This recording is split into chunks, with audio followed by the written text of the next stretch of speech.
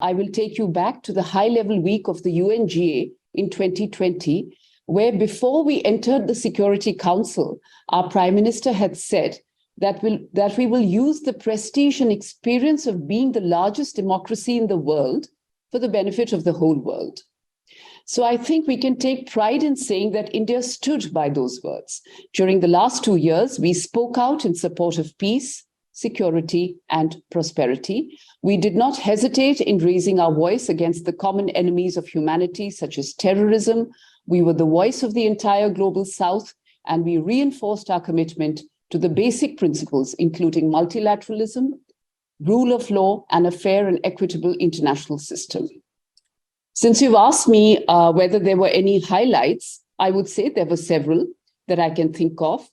For one, we raised our voice against terrorism through these 2 years, bringing attention to its various expressions, which need to be addressed by the international community through solidarity and unity.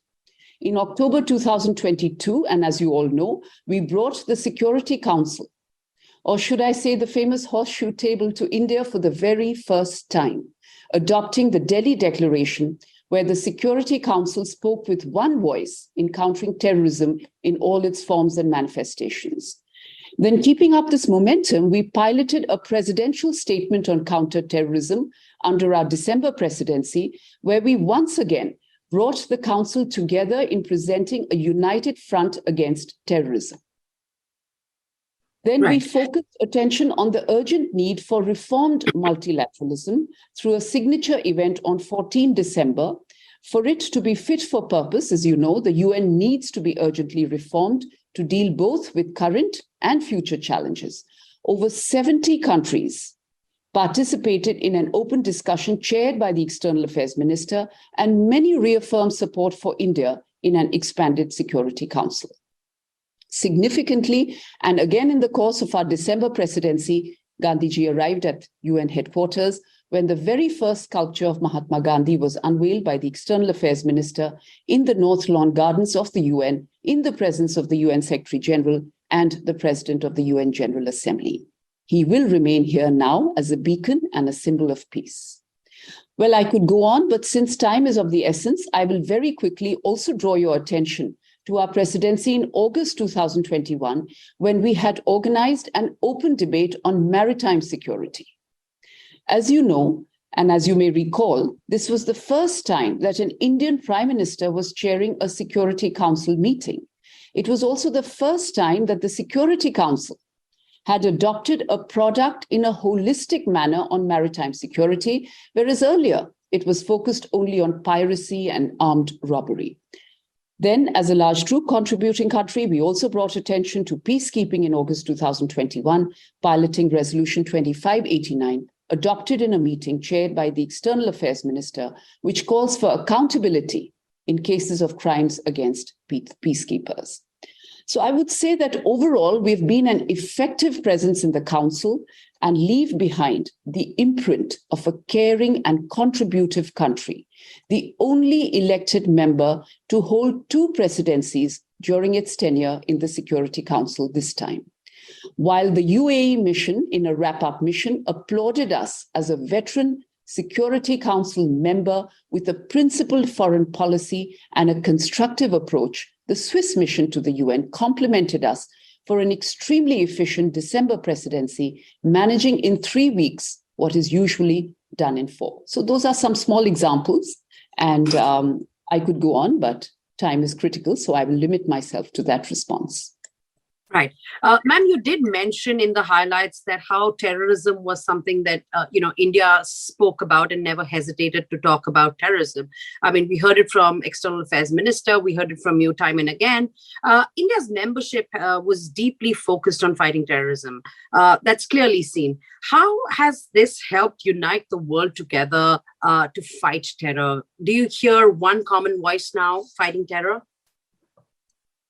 Well, right at the beginning of our tenure in January 2021, you would recall that the External Affairs Minister had presented an 8-point action plan for the UN system to credibly address the menace of terrorism and ensure effective action.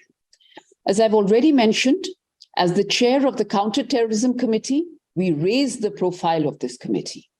The special meeting of the committee held in India in October 2022, to which I've already alluded, resulted in the landmark Delhi Declaration. This was followed up by a presidential statement on counterterrorism in December during the course of our current presidency, which emphasized several of the points from the 8-point action plan that was proposed by the External Affairs Minister last year.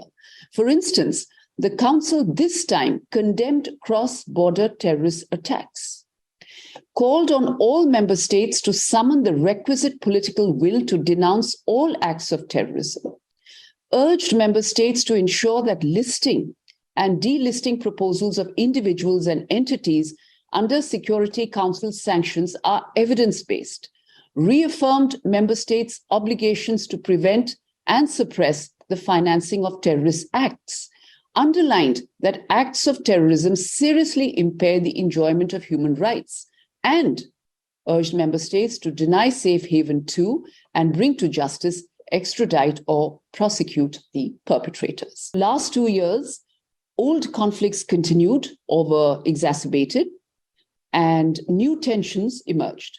The conflict in Ukraine has had implications throughout the world. Kabul was taken over by the Taliban in August 2021, incidentally, when we were the president of the Security Council, changing security dynamics in our region. Terrorism still thrives and has expanded its tentacles to new areas, including Africa. There have been attempts at diluting the fight against terrorism, which we had to guard against. There have also been attempts at bringing issues like climate change within the ambit of the Security Council rather than being discussed in appropriate forums, an attempt to snatch the voice of a majority of the developing countries with regard to climate action and climate justice. These are just a few issues which we had to grapple with. In spite of all these challenges, the Security Council continued to function with us on it and was not paralyzed. At the same time, it is abundantly clear that the Council in its present form is ill-suited to respond credibly and effectively to the rapidly changing world.